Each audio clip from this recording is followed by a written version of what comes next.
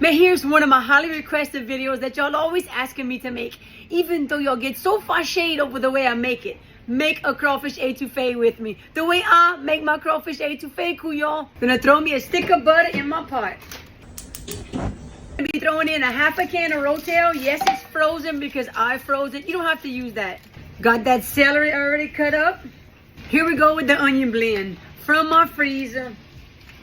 First two seasonings going in the pot is my two friends, Brits Cookins, Garlic and Herb, and Miss Pat in the pots. Second seasoning going in the pot is my Creole Exotico. Now that I sauteed that onion blend down for about 20 minutes or so, I'm gonna add in 2 packs of this Louisiana crawfish tails, and this is approximately 2 pounds right here.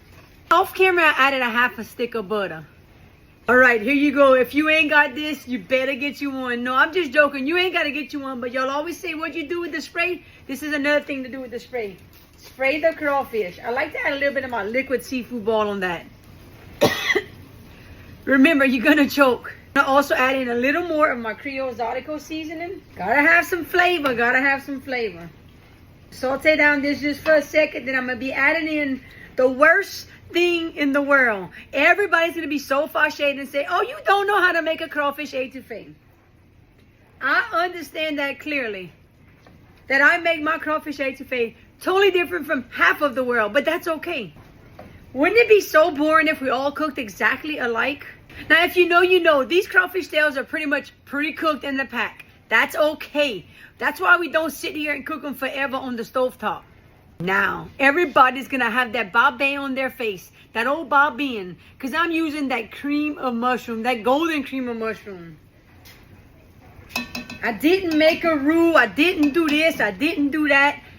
I didn't, because this is how I do it.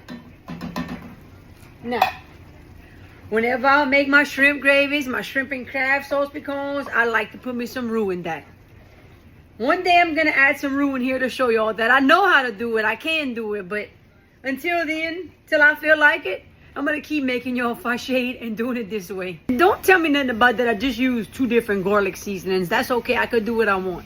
And maybe to make somebody fâché too. Out of all the comments I get, when they tell me my accent's fake, I don't know how to cook, those are the ones that make me continue to do more.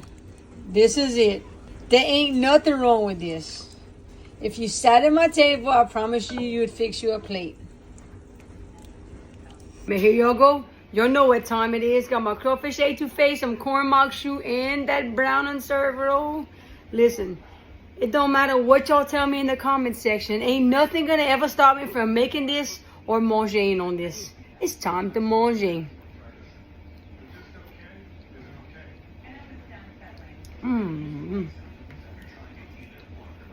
On this good old crawfish etouffee the way I make it.